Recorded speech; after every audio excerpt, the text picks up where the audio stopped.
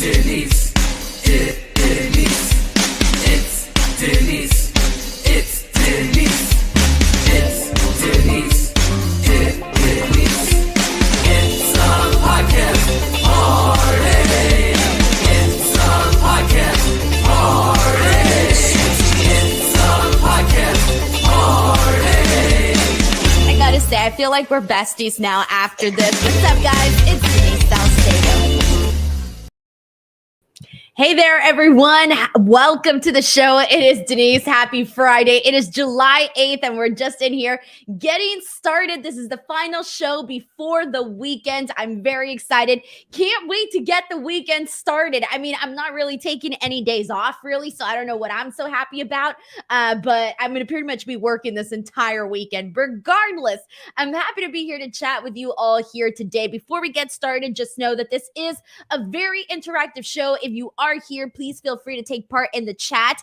Send in your thoughts, send in your comments, get the conversation going. If you would like to help me and support this show, you are more than welcome to send in a super chat. If you do send in a super chat, you get your question, your comment, or your statement read on the stream 100% guaranteed. And you also help support me on this podcast, and I cannot thank you enough for that already. So welcome, everybody. Today has been, I feel like the longest day. Everything's happened today, everyone. I literally woke up at 5 a.m. At 6:30, I interviewed Josh Alexander. I did that, promoted that interview. By 7 something, the Vince McMahon news had broken, and instantly I was like, oh my God, this is definitely going to be something for today. So it was like trying to read up what was going on with that. And then on top of that, I did the Wrestle Talk podcast, and that was like, within 5 minutes of the show, it's like, okay, you got to go in and talk about, the Vince McMahon story. So we were doing that on Wrestle Talk. Immediately after that, I'm blanking. I was like, there's just been so much that happened today, and it's just been like, go all day, getting the news out, working on my own story for today. There was just a lot happening. And then, of course, Smackdown and Rampage. But we got our first super chat of the day, and this is from Cadillac Carson. Thank you so much to Cadillac Carson for getting it starting here today, getting the ball rolling. Cadillac Carson says, Denise, I'm sure you're not interested in seeing a barbed wire death match, right? So Cadillac Carson and everyone here knows that I love the violence, and I will tell you, when this match between Eddie Kingston and Chris Jericho was first alluded to in that promo with Eddie Kingston on Rampage today, and then they made the official announcement that at Fyter Fest we are going to be getting this match between Jericho and Kingston. I could not be more ecstatic, because you guys know I am here for the death matches. I'm here for anything hardcore, anything extreme, anything bloody. I am here for it 100%. So I am definitely excited for it. Thank you so much to Cadillac Carson for sending in the first super chat of the evening. All right, guys. So I'm going to save SmackDown for the end of the stream, because I have my thoughts on that. So we're going to start off today with Rampage, because I feel that's really going to be the meat of this show, is going to be Rampage. So let's go ahead and get right into it, everybody. So we're going to go ahead and kick it off with Takeshita versus Eddie Kingston. All right, so I'm going to say something. I feel like the theme of Rampage tonight, at least with, let me see, two matches that we had today, the two matches that I want to talk about, the theme of them were, I felt that at the beginning, I really wasn't into both the opening match and the main event. At first, I was kind of really not feeling them, but the same thing happened to me in the opening match that happened in the main event, where midway or some point, like halfway between the beginning and the end, I ended up getting invested in the match. At first, I didn't think the opening match was like all that. At first, I really wasn't feeling it. It wasn't until after the commercial break when we came back where I really feel that it really picked up the pace. The fans got really interested in it. Like people were chanting, "This is awesome." People were feeling it. In the beginning, I thought it was a little bit too slow. I didn't really feel like there was enough that was really occurring in the match. But that second half, it really picked up. I would probably say after the Blue Thunder Bomb, I think after that spot, moving forward was when I really found myself getting invested here. I think all of like the elbows from Takeshita and the brain buster that he hit, all of that was pretty damn good. And you guys know how I feel about any sort of strike exchange, whether it's like strikes or headbutts or something like that. I'm always really interested in that type of stuff. And we did get to see that a little bit in this match between Kingston and Takeshita. We did get to see that that exchange between both of them, and that was pretty damn fun. They did it with the elbows. They did an elbow exchange back and forth, and that kind of fired me up and got me a little bit more invested in this. There was a beautiful, and I mean beautiful, lariat from Takeshita. I really like that as well. That was good, and eventually we end up seeing Eddie Kingston get the win here. But the way that he got the win, it was like he was so tired out from everything that had occurred in the match that he barely got it by just like barely making it to the finish line, barely getting the victory there. And so I ended up really enjoying this match, but it was the second half of this match that I particularly found myself invested in. So guys, what did you think of this opening match? Did it live up to your expectations? Let's see what people are saying here today. We got Kayaput who says Rampage was a better show tonight. I'm going to share my thoughts on SmackDown when we get to SmackDown, because I feel like I'm going to have some opinions, guys. Some opinions on that, for sure. All right, so let's go ahead and move on from here, because after this, we had the Gates of Agony versus Jonathan Gresham and Liv Moriarty. So this one here was more so of the story, more so to set up the match that we're going to be getting at Fyter Fest. I believe they announced the match for Fyter Fest week 1. Yes, for week 1, we are going to be getting. Wait, did they announce? No, excuse me. They announced it for Rampage. I thought they announced it for Fyter Fest. Guys, can you correct me here? Did they announce Lee and Gresham for Rampage, or was it for Fyter Fest? I swore to God that it was Fyter Fest. I'm so confused. I'm confused. Okay, never mind. I'm confused now. When did they announce this match for? All right, send it in, everybody. Thank you, because I'm lost on this one. All right. By the way, thank you so much to Chris Raines, who sends in a super chat saying, I'm so excited I'm going to be at that Dynamite to see the barbed wire death match. My sister got me tickets for my birthday. Dude, congratulations. You're going to get to see that in person. That is freaking awesome. That's freaking cool. Congratulations, Chris Raines. And thank you so much for sending the super chat in, and happy early birthday, man. Happy early birthday. Oh, thank you so much to Viva, who corrected me on Fyter Fest being both shows. For some reason, I thought they were going to do week 1 on Dynamite and then week 2 on the following week of Dynamite. But they usually, every time they do these special types of shows, they usually do Wednesday and Friday. So yeah, I got confused there. All right, thank you. So that is going to be taking place for Rampage, though. Throwing me off, guys. Throwing me off.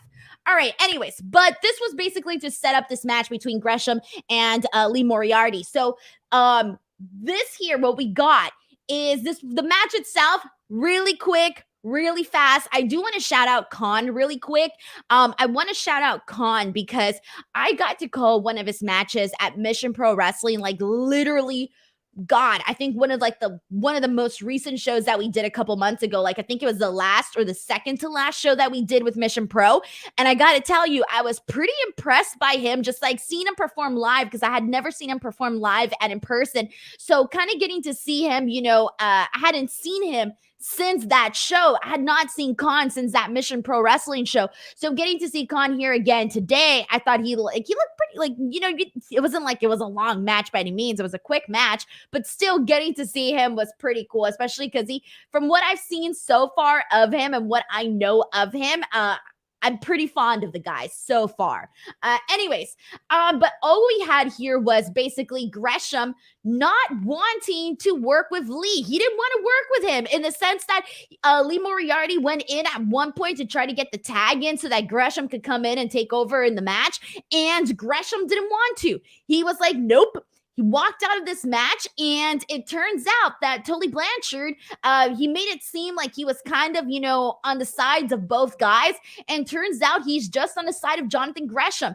Later on in an interview with Tony Schiavone, Jonathan Gresham basically says that, he's world champion, he's sitting at home, he's, just sitting there, and Tully Blanchard comes at him with this plan, and so he would be silly enough not to basically align himself with Tully Blanchard. So I like that they explained this immediately right away. I think having Tully and Jonathan Gresham, for the most part, I like it. I like it so far. I like the combo. I like the duo. I'm totally okay with it. It's not, stirring the boat by any means, but it's perfectly fine.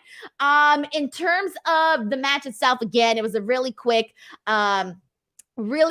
match, and basically without Lee Moriarty having the help of Jonathan Gresham, we were able to see Gates of Agony get the win here today. So perfectly fine, and just steps up this match. So let's go ahead and see what people are saying here.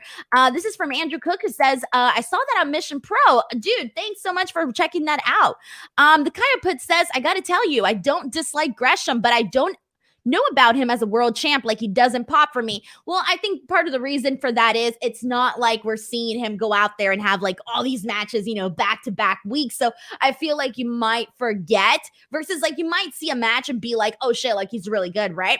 And then because, time goes by or you don't get to see him consistently, then afterwards you're like, oh, I forgot about Jonathan Gresham and what he can do. And then you see him on the next match and you're like, oh yeah, I like Jonathan Gresham. But I feel like sometimes because you're not seeing somebody like that consistently, you kind of tend to forget what they can go ahead and deliver in the ring. I know that happens to me with a lot of guys. And I kind of feel like Jonathan Gresham is one of those guys where like every time I see him wrestle like another time, I'm like, oh yeah, I really like Jonathan Gresham. But then afterwards I forget about it. Well, I don't forget about it, but it's not at the forefront of my mind is what I'm trying to get at.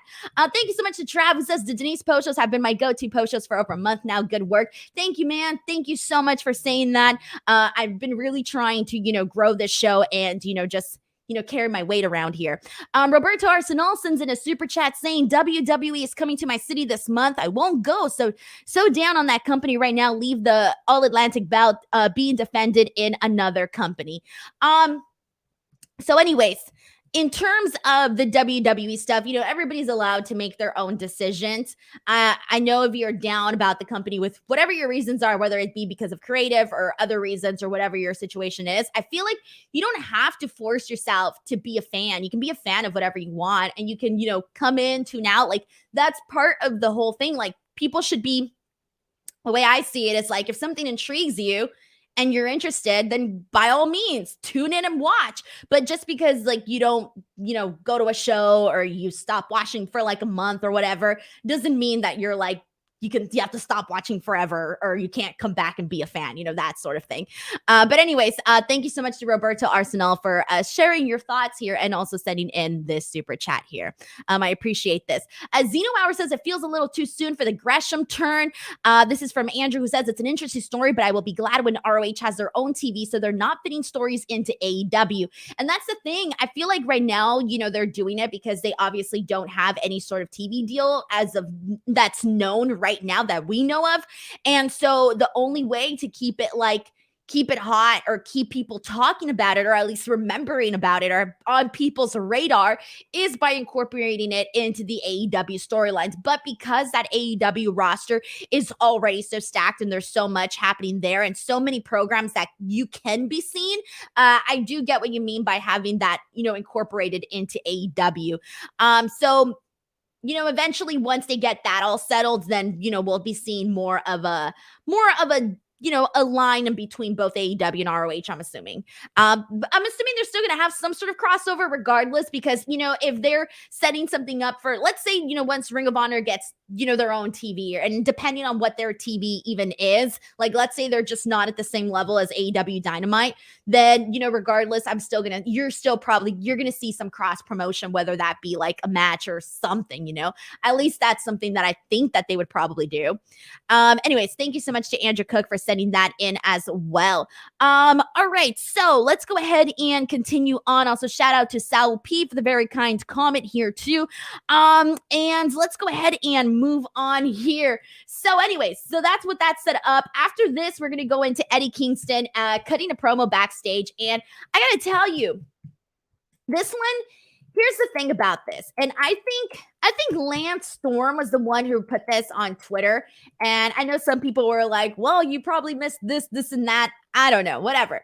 You guys know, and this is something that is done by AEW every so often, is they do things and they assume that everybody knows, right? And now I watch Rampage and Dynamite and all of that. I watch Dynamite and Rampage, but I don't watch, any of the other additional stuff, right? Like, I just don't have time for it. And I'm assuming here other people got jobs and they probably don't have time to watch everything either. But there was a comment about, Ruby Soho and Eddie Kingston, where it's like, where did all this culminate from? And my understanding of this, and is apparently wrong, because apparently I missed something that was done on what didn't air on Rampage or Dynamite. I was under the understanding of like, oh, they're just friends, but apparently there's more there. And I don't even know, because nobody's really explained it. And I kind of wish that they would explain the Ruby Soho, Eddie Kingston, like, alliance on TV.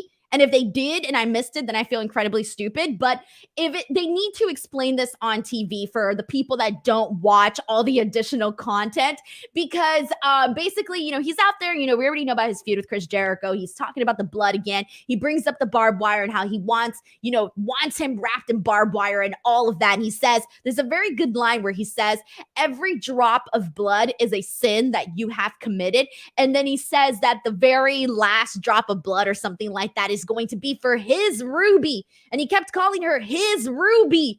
And I'm like, what am I missing? What am I missing? There's clearly more to this. I'm clearly missing something. But this is from M. Caspito, and apparently says the Road 2s are a must watch. And apparently that's where, I don't know, something was explained between Eddie Kingston and Ruby Soho. Clearly, I don't know about it because I don't watch the AEW Road 2. So I do wish that they would explain this on their television programming, because, again, not everybody gets to watch everything. His Ruby, yep, his Ruby, my Ruby, your Ruby. Anyways, Reggie Simmons says, I think they're just good friends. Yeah, no, they are good friends, right? But it's like, they need to explain that a little bit more. They need to explain it. Whatever went on these Road 2s, I think it needs to be explained just a little bit, because as of now, it does feel a little random, It just feels very, very random. Let's see what we got. This is from D. Kamai, who says, during the promo for Blood and Guts, Ruby talked about how close her and Eddie are. Then it followed up by her attacking. Well, yeah, we saw the whole attack on Ty Conti. Yeah, we saw that. But aside from that, though, is what I'm trying to get at here. This is from Andrew, who says, it's been really visible on Ethan Page's vlog. Kingston and Ruby have been friends for years, and you know how particular he is about who he calls a friend. Oh, yeah. I've interviewed Eddie Kingston. He's very, very passionate, and you see it in the interviews. My precious. Somebody brings up my precious. And this is from YT, who says, yeah, that stuff came out of nowhere. I don't watch the Road 2s and Dark. Completely agree. So just explain it. I would say explain it. If there's alliances and if it happened on Dark or if it happened someplace else, I do think they need to, give it a couple of 5 to 10 seconds of an explanation so that us only Dynamite Rampage viewers know what the hell is going up. All right. Anyways, but let's go ahead and move on from here. First of all, I am excited for that match. I'm really looking forward to it. You guys know how I feel about death matches. I already talked about that earlier, but regardless, I'm still looking forward to it. Serena Deeb and Mercedes Martinez team up together to take on Kayla Sparks and Christina Marie. First and foremost, dude, I really like Kayla Sparks, and I feel like I may have talked about this. I don't know. I don't know if I've ever talked about this on a podcast. I really like Kayla Sparks. I got to, again, call one of her matches at Mission Pro Wrestling, and she was one of the women that like really stood out to me on that particular show. I believe it was our December show. It might have been our Silver Bell show. I might be mistaken, but I feel like that's the show that she did with us. And honestly, dude, she's like has a very, very like lively presence, and she's so happy. She's kind of like Willow Nightingale, where like Willow has these very like good vibes, this very positive energy. Kayla Sparks is exactly like that. I follow her on Instagram, and I will see one selfie of this girl, and instantly I'm like, brightened up my day. Hardly know you, but from what I see on your Instagram, you brightened up my day. From what I've seen of you from Mission Pro Wrestling, brightened up my day. It has a lot of personality. So I was really happy to see her in this. And, she's been appearing, she's been doing some like random stuff for WWE. So when she came out on AEW today, I was like, wait, what the hell's going on? And apparently she's been doing this where she'll appear on WWE, she'll appear on AEW. She's a little bit of everywhere. I appreciate that. The hustle is there. So anyways, I did want to put over Kayla Sparks for a second because I really like her and I think she has a good vibe. And I think the second any promotion starts to put a little bit of investment in her in terms of like, highlighting her, or she gets signed somewhere, or whatever the deal is with her, I think people are going to be like, Kayla Sparks, let's take a second look here. I don't know much about Christina Marie, so I can't really add anything there, but let's go ahead and talk about this match. It was a very, very, very quick match. It was pretty much nothing. I do kind of, those sometimes suck because there's so many times where, especially for the women, there's so many times where like, I know the girls because I've seen them wrestle in other places, and I'm like, oh, I really like this person, but then they go on AEW and they have like a 30-second match and you don't see like anything from them. And I'm like, damn it, I wish you guys knew like there's actually something there. But anyway, so this was basically to further the beef between Serena Deeb and Mercedes Martinez. Mercedes Martinez, as she hits a massive boot, I believe it was on Christina, or it might have been on Kayla. And then Serena Deeb essentially gets the win afterwards, via submission. But after the match, her and Mercedes Martinez, they start arguing. They start going back and forth. And then finally, Serena Deeb's like, I've had enough of this shit. I'm not going to stand here and just argue with this girl. I'm going to clothesline her. So she clotheslines her, gets a serenity lock on Mercedes Martinez, and Mercedes taps out. Now, the one criticism that I do have of this is that I feel like Mercedes Martinez as a champion, I feel like they haven't really been making her look very dominant, in the sense that she's dominant because, she's a tough girl and you see that, and, she's hard hitting. But aside from that, like story wise, I don't feel they've given me enough of a reason to be like, you know what? I care about Mercedes Martinez as champion. I don't feel like they've done enough of that just yet. I would like to see a little bit more emphasis as to why should I be rooting for Mercedes Martinez, aside from the fact that she holds the belt. Like, why, besides her being champion, why should I be like, cheering for Mercedes Martinez? I feel like that's the one thing that they should probably add a little bit more to. But either way, I'm glad to see this program continue on with Serena Deeb and see where they go from here, because Serena Deeb is really great to watch. And for the most part, her matches and her story, she's been one of the women that has consistently had some sort of a storyline on AEW. Now, after she did her stuff with Hikaru Shida, then, she did the couple of weeks of a program with Thunder Rosa, and now she's moving in this with Mercedes Martinez. So I do like that they've been keeping things pretty consistent for Serena Deeb. She's somebody that we're consistently seeing on the programming. So she feels a little bit more established. All right, let's go ahead and see what we got here. And let me make sure that I'm not missing anything. This is from the Kyoput, who says, the match was quick, but I liked it. The ending was set up. The ending and the setup for the title match was very well done. Serena's facials just sold it. You saw it all coming. And this is from Mr. Burt Wayne, who says, Kayla Sparks' 2021 gear was designed by Gorilla Press. She's a great personality. Thank you for the fun fact. And yeah, I can definitely see the bright personality stuff. We got Fernando Zaya saying she has a bright future in AEW. And then John points out that she's from the upstate New York area, which is why she worked this show. Yeah, she has a good vibe, good energy, and stuff like that goes very, very far. Like, you look at Willow Nightingale, like, she's great, right? But I do think it's her personality and her vibe and her aura that carried her into that next level, because you see people that are great, or that are really good, and then they just don't really go anywhere. I think your personality and how you get along with people is going to basically determine where you go from A to point B. All right, so let's go ahead and continue on from here. So after this, before we get into the main event, let's go ahead and talk about some of the matches that were announced. The new stuff that were announced. So we already knew for Fyter Fest Week 1, Claudio Castagnoli and Jake Hager. That we already knew. Anna Jay versus Serena Deeb. We did not know. AEW World Tag Team titles, Young Bucks, Swerve Strickland, Keith Lee, and Ricky Starks and Powerhouse Hobbs. That we already knew. They did announce Christian Cage interview with Luchasaurus. That was new as well. A Rampage next Friday. That's going to include the Ring of Honor World title match between Lee Moriarty and Jonathan Gresham. Private Party versus the Lucha Brothers. That one should be a fun one. And we're also going to be getting an interview with the Gun Club. Fyter Fest Week 2 is when they're going to be doing the Eddie Kingston, Chris Jericho barbed wire match with the Jericho Appreciation Society. Is going to be locked in a shark cage, and it's going to be in collaboration with Shark Week. And finally, I always say that I'm going to watch something on Shark Week, and I never do because I always forget when Shark Week is. But we got a super chat here from Roberto Arsenal, who says, Eddie versus Jericho barbed wire match on my birthday. Yes, we got a lot of birthdays around this area, guys. We got a lot of July babies, which is kind of crazy. I have twin brothers. Their birthday is this weekend. And then my sister, her birthday is next weekend. So a lot of July babies. So good. All right. Let's go ahead and move on from here. And yeah, BTW. Yeah, I think it was yesterday. Yes, yesterday. This was officially made official that we are going to be getting FTR Briscoes, numero those, at the Ring of Honor show on July 23rd. So that's going to be taking place there. And obviously the first one got like rave reviews and everybody loved it. So I'm excited to see the second one. On top of that, like, I'm glad that they added it to the show. Really glad that they added it to the show.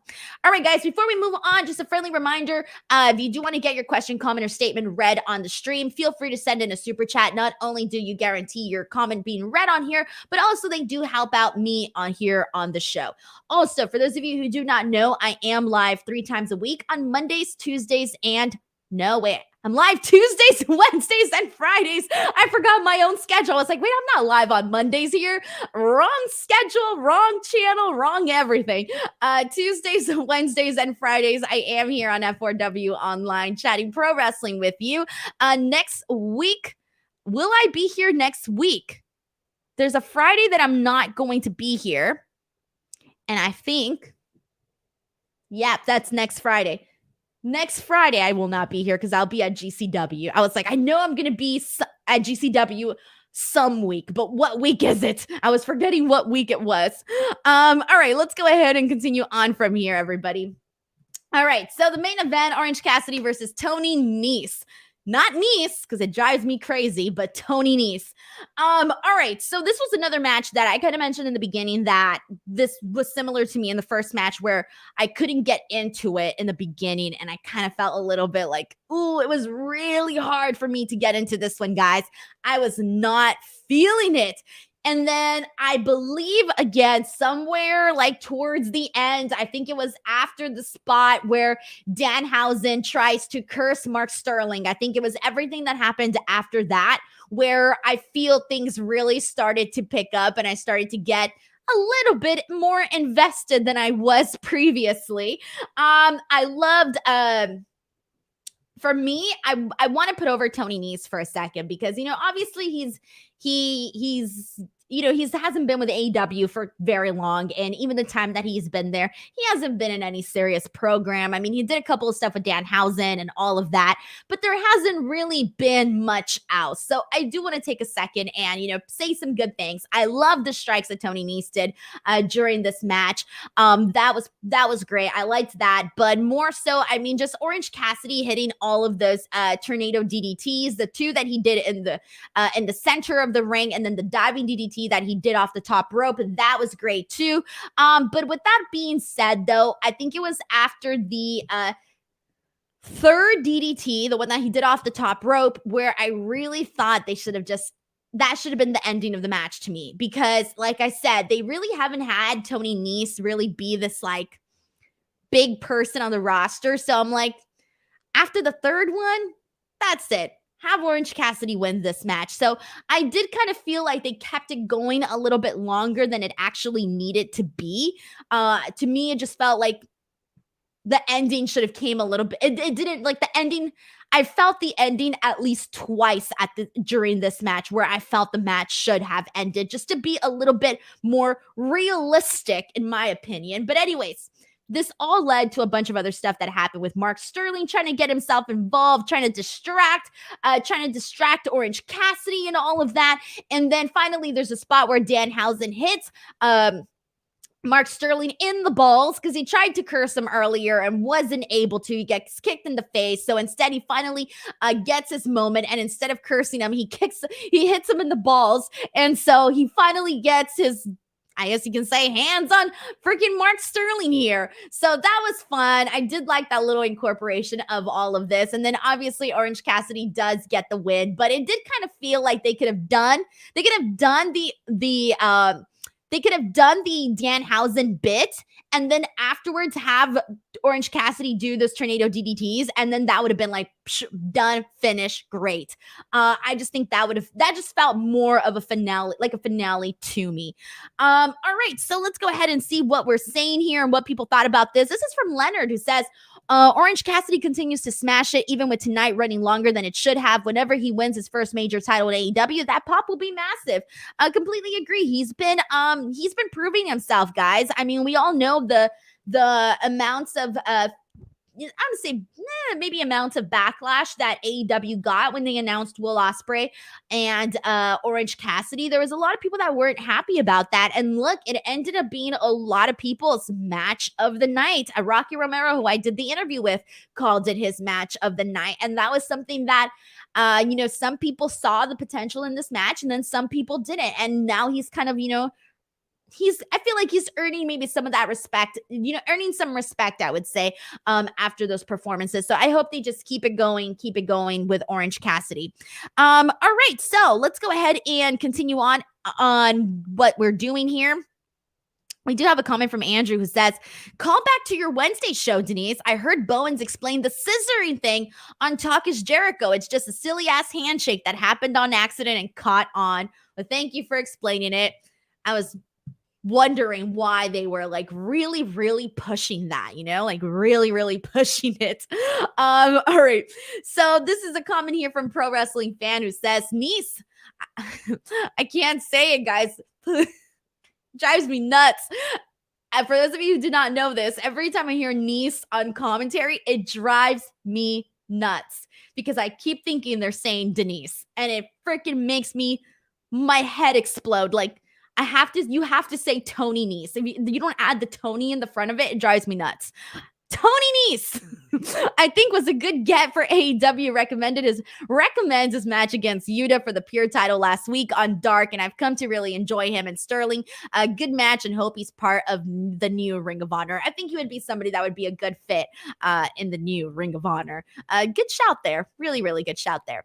All right, so let's go ahead and get into our really quickly, guys, before we get into SmackDown. That's going to be a very quick review, guys. But before we get into that, give me a second here to put over my very lovely and generous sponsors, Wrestle Rumble. You guys know how this works, everybody, because we all love Wrestle Rumble. If you want to get ready to rumble, have a little extra fun, head on over to WrestleRumble.com. Wrestle Rumble is one of the coolest places to win some money during wrestling pay-per-views or premium live events. For all major WWE and AEW shows, you can enter their pick'em contest to win some money and other cool prizes. It's just another way that you can add an extra layer of fun to your wrestling watching routine.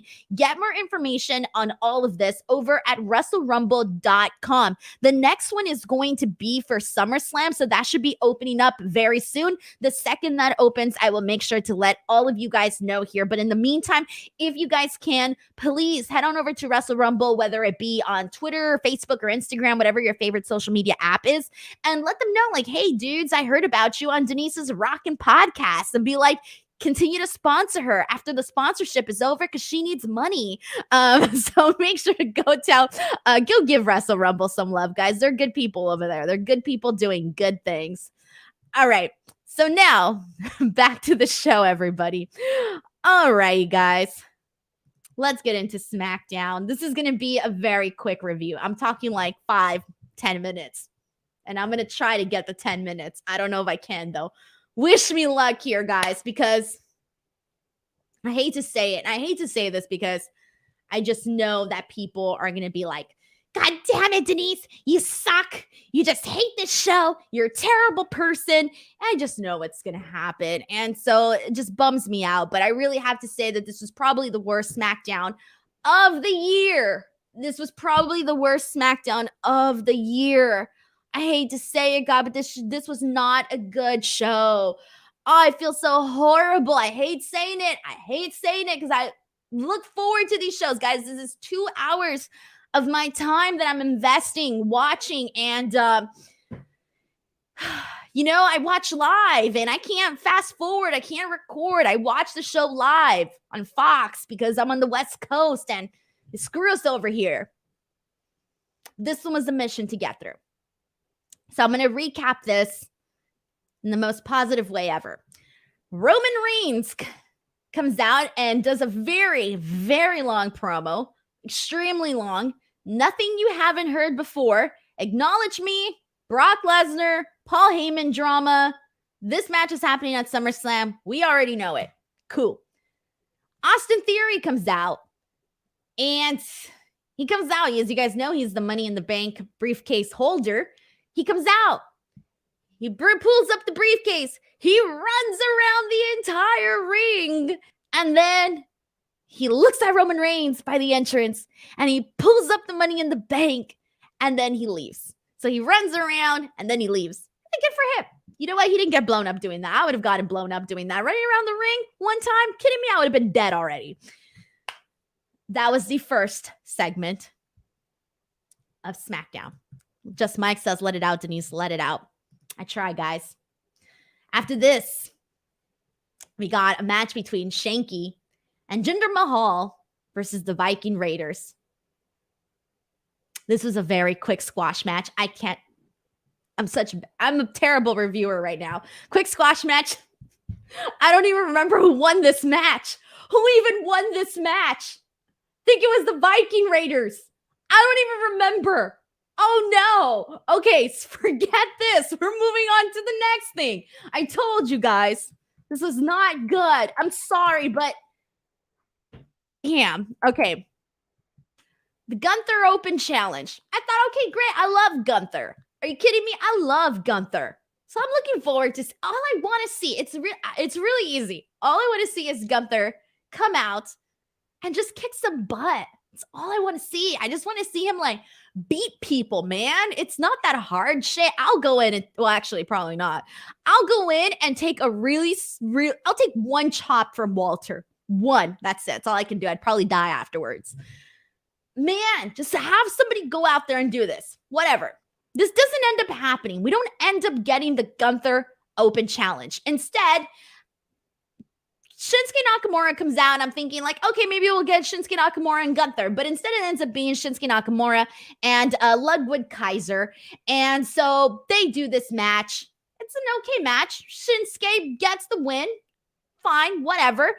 And so Gunther is super pissed off at Ludwig. He's freaking angry at this. And so now they're officially, I'm assuming they're broken up now because Walter literally starts chopping him and is super pissed at him for losing this match. So I don't know if it's official breakup or if maybe this is just like tough love and next week Ludwig's just going to come back and pretend like nothing happened. I don't know, but it feels too soon to me to have Gunther and Ludwig essentially like break up. It's too soon. Why are they doing it already? I hope they're not. I hope this becomes like a tough love thing where he just comes back and he's like, I will prove you right. Whatever he calls them, like prove you right or something. This feels very, very rushed. So I'm not a fan of that. Not a fan of it. I just want to see Gunther beat people, but not Ludwig Kaiser because they're supposed to be friends. Let's see what people are saying. Leighton Illustrious says, I just took it as an abusive relationship. I think that's how I'm taking it too. I'm not going to lie. That's kind of how I'm taking it too. Oh man. But, I know, guys. I know. I'm trying to. Okay, thank you, by the way. Viking Raiders won the first match. Thank you very much. Cadillac Carson says in there, hang in there, niece. Thank you very much. Yeah, I'm not going to lie. There are certain weeks where I'm like, you know what? We got some good stuff. You know what? Because the last couple of months haven't really been too great for SmackDown, and you guys know this because I've talked about this, and I talk about it, and I'm honest about it because I want it to change. I want it to be good, you know? So, like, really good. And anyway, so what I'm trying to say here is that even if they give me at least one solid hour of SmackDown, at this point, I'll take it. I will take one solid good hour of SmackDown and one shitty hour of SmackDown. I'll take anything at this point. Really, I will. Thank you so much to Cadillac Carson. Anyways, so after this, I did like this next segment. You know what? Here's something that I did like on the show. This was Liv Morgan. She comes out. She's the new SmackDown's champion. She does an interview with Michael Cole. And for those of you who did not see that Michael Cole reaction video on social media, it was really cute, really nice. Michael Cole being like, oh my God, she finally happened. And, you know, he's reacting. It was pretty cool. It was a nice heartfelt moment. But anyway, so she comes out and he tells her, you know, you were a waitress. You worked so hard to get here, become a sports entertainer and a champion. And he's like, what does it mean to you to be a champion? And she says, you know, she's like jumping up and down and she's smiling and she's crying and she's saying how bad she wanted it and how she finally got it.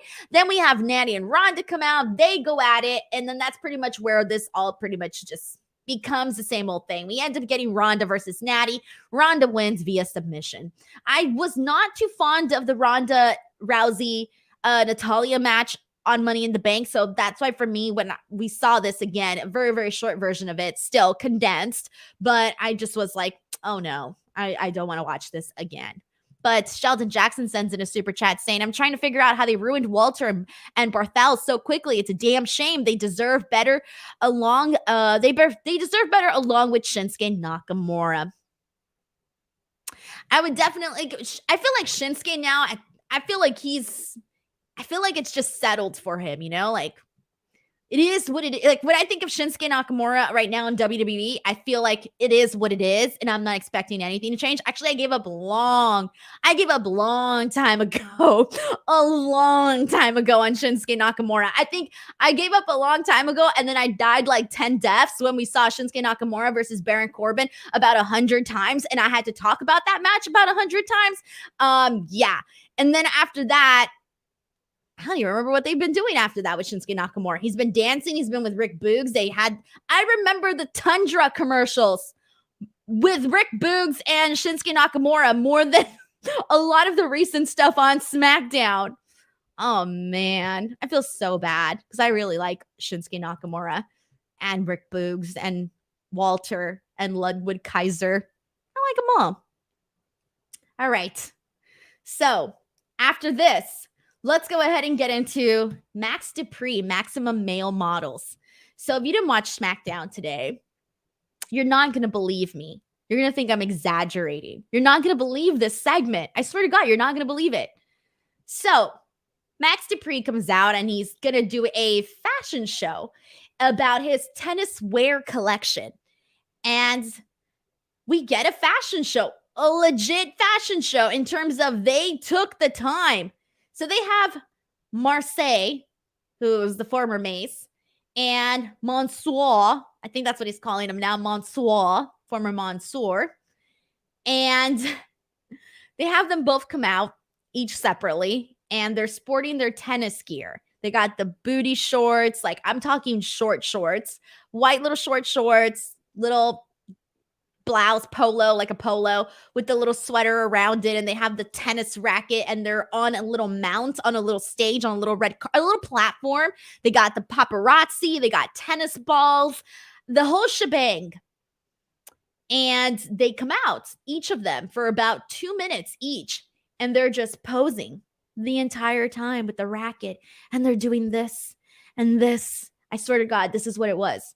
And the entire time, Max Dupree is like, look at those thighs. those thighs with the muscle and the definition and those arms. And wow, look at those muscles. And ooh, as he wears this and he makes this voice and he's like, yeah. And then he says something about thirsting quenches. And I don't know what their tagline is. And I will give this one thing. I want to put over two things. Two things I will put over in this. One, shout out to Max Dupree for that voice that he did that sounded like this. I actually kind of liked it. I dug it. The other thing, Mansoor, bless his heart, he should be a model because those facial expressions that he had, better than Kendall Jenner. Okay, they were great. He was really feeling himself, man. He had the trembling bottom lip. You guys know what I mean. You've seen the models do it, the trembling bottom lip. You know that's what he was doing. So actually bless Mansoor, whatever the hell they call him. Bless him because I actually laughed during that. But this lasted a very long time and I was expecting something to happen. I was expecting a sneak attack, anything. I was expecting something, but it was just two guys separately on a platform modeling clothes that was exactly the same. I don't even think the outfits were different. Shouldn't they be different? A fashion show, you have people coming out with different clothes. You're supposed to be sporting different looks. I'm pretty sure it was the exact same look. Also, we do have MaximumMaleModels.com now. So if you are interested in becoming a Maximum Male model, you can. You have a bright future in it. You can head on over to MaximumModels.com and enter if you want to do that. So yeah, I knew you wouldn't believe me, but this is exactly what went down in this Maximum Male Models tennis wear collection. Let's see what people are saying. And you know what? I'm starting to think someone is really, really obsessed with posing because they had the pose off on Raw and then they had this. I have a feeling someone's got like a pose fetish or something. Don't know. All right, so here we go. Our Rig says, I struggle to understand how the guy now known as Masse has him walk down and told WWE he would be sitting at home until his contract runs out. I was wondering inside my head, Mace. We're all talking about Mace here, by the way. Marseille, that's what he's calling himself. I was wondering, like, man, what's going through his mind? Because sometimes you think like, oh, the wrestler must hate this, but then sometimes you find out they do hate it. And then sometimes you find out that they are actually having fun. I don't know. I would love to know what his reaction was to this. I would love to know what's going through his mind when he's told he has to do this and then go out there and do it. I don't know. Let's see. Just Mike says that serving pose, aka the money shot. They even did like butt close-ups. They did butt close-ups, by the way. Like, I'm not kidding you. Like, they zoomed in to some butt. We saw cheeks and all right? They zoomed in. So that happened too. Vance Rawlings says the segment was pure terrible. Almost fell asleep watching this. I didn't. You know what's horrible? I hate myself. I paid a lot of attention to this segment because the whole time I was thinking, what's the purpose? Where are we going with this? At what point is something going to happen? And so the entire time I was like, trying to find out like what's happening here. I don't know. I don't know. Fernando says this segment was the worst. YT says they like MMM. Let's see what else we got here. Andrew Cook wants to know if the clothes are going to show up on WWE Shop now. They should at this point. Jay Kobe says, Denise, that was a great segment. What are you talking about? I'm all about MMM. Everybody has a thing. Everybody has a thing. Let's see what else we got here. Tishard M says, are Maximum Models just WWE's baddies? I don't know. I've seen a lot of people on Twitter make this correlation, but it's too different. It's too different. Like, baddies aren't coming out and are like, here, that. They're not doing that. They're not on some platform just like modeling their skirts or something. They're not doing that. I mean, they're doing like the audition thing, like the, send in to be a baddie, but I feel like it's different. It's totally different.